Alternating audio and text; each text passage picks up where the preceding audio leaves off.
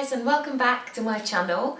In today's video I would like to share with you some money saving tips on how to save money when you have a baby and where to look for stuff that will probably be cheaper for you than getting it brand new. Number one, don't join NCT classes, just join your local groups.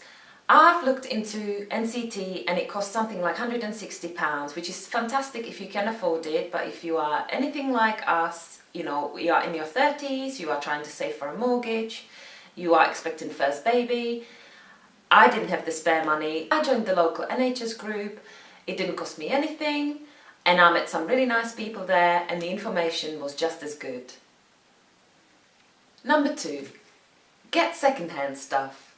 If you have friends that had babies and that are getting rid of stuff, don't be afraid to ask if they will give it to you for some small fee or even for free. You will be surprised how many people will give things for free just to get rid of them.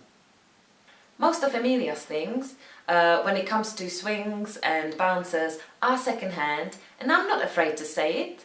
They are basically like brand new. She's a baby, she doesn't know any different, she will grow out of it within a year or so, so why not? Why spend a big fortune on brand new stuff if you can get it for a fraction of the price from your friends? Number three, hit your local charity shops. Again, if you are not afraid of buying second-hand stuff, charity shops are your best option. I got her playmat in there for something like £4 with she even had like the Lame's toys, which I will show you in a video.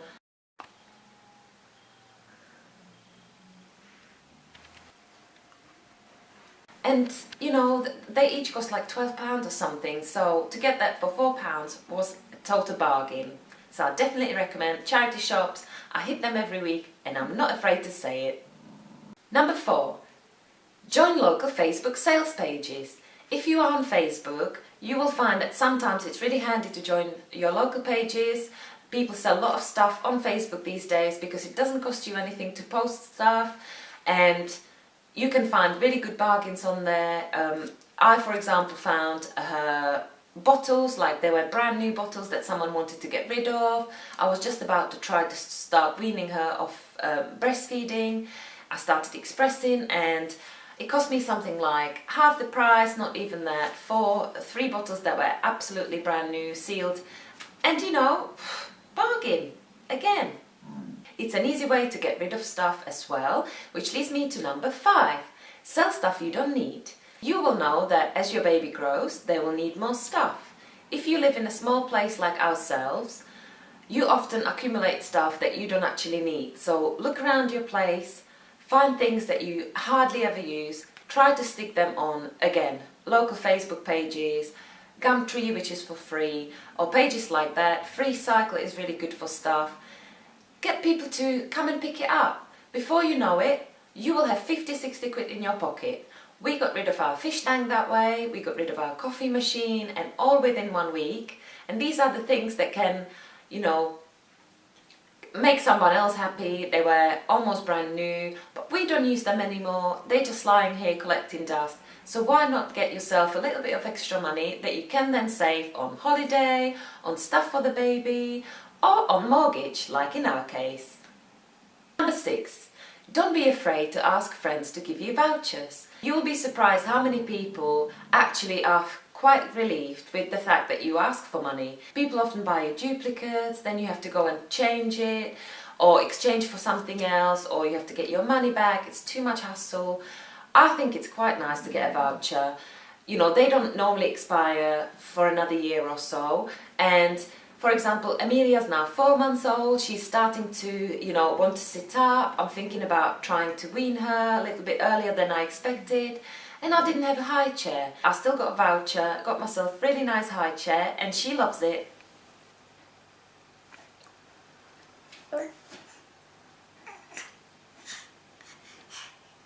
Number 7, try before you buy.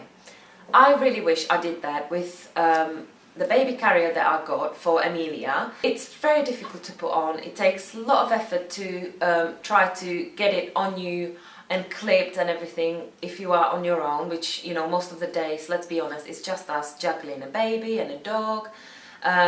So, yeah, talking about you, yes we are. Do you want to say hi? Come. Say hello. I'm in the camera. You are camera shy. Oh, you're such a good girl. Don't get a dog if you want to save money. They cost a lot of money and effort as well.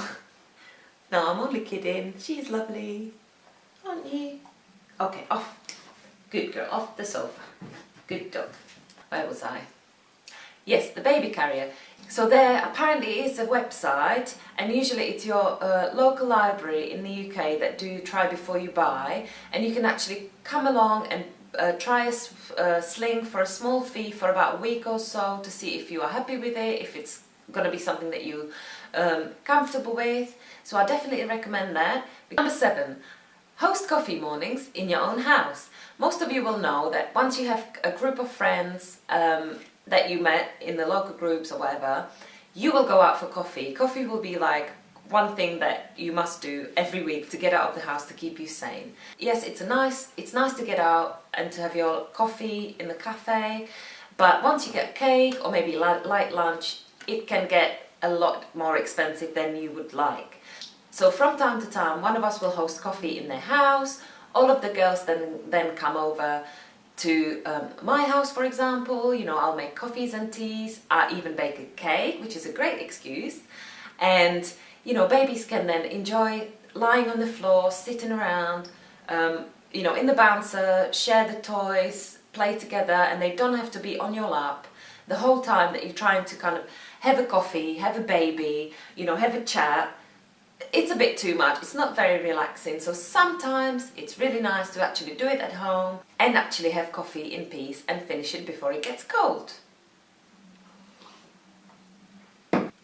Being on maternity or paternity leave can be one of the best times in woman's or man's life, but most of you will know that it can also be very routine, very lonely and very boring. So my suggestion, and number 8, is join local groups. Baby swimming lessons, yoga, things like that, really, really expensive. I checked out a couple of local libraries, local clinics that I go to weigh her in, and children's centres, and their classes are just as good. Rhymes and stories, tummy time, baby sensory, and you either pay a really small fee or it's usually by donation, and it's just as nice. It gets you out of the house, which is the main reason why I go to these, to do something.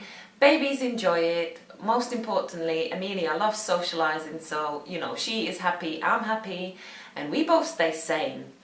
Number 9, before you have a baby, do a bit of research. Because I'll tell you what, a lot of the stuff that a lot of my friends got are total rubbish. They don't use it, they don't need it, and it's just lying there, and again, it's waste of money.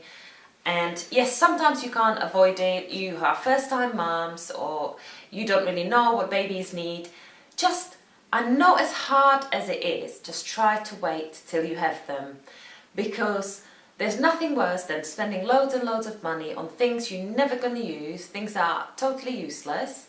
I, for example, didn't buy a Moses basket.